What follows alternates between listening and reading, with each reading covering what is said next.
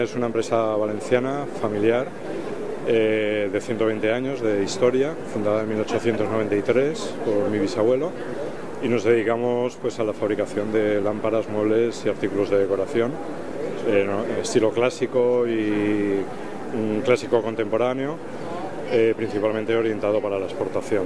Exportamos a más de 70 países por todo el mundo, exportamos el 90% de la producción y estamos en la línea, o sea, en la gama alta dentro de la alta decoración, pues en el nivel más alto de calidad-precio, dirigido fundamentalmente al sector del lujo, y nuestros principales mercados pues actualmente son los países árabes, Asia, Rusia, Europa del Este, África.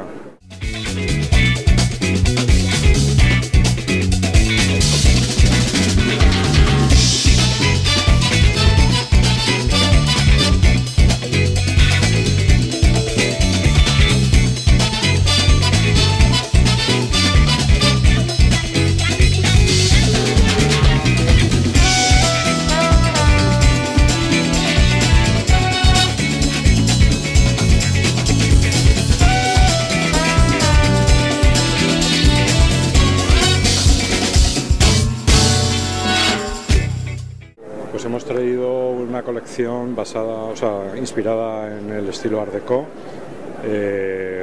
con chapas de madera de cabiuna, macassar, alto brillo.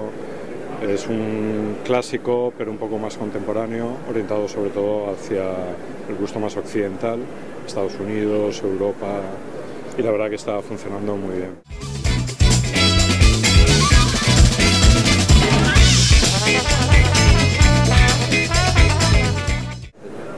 Pues la impresión es buena. La verdad que teníamos una cierta incertidumbre, ¿no?, de lo que iba a pasar con esta nueva fórmula de la feria, al venir con Cebisama, estas fechas y tal, pero al final la conclusión es de que ha valido la pena estar aquí, que hemos tenido muchas visitas, contactos nuevos mercados.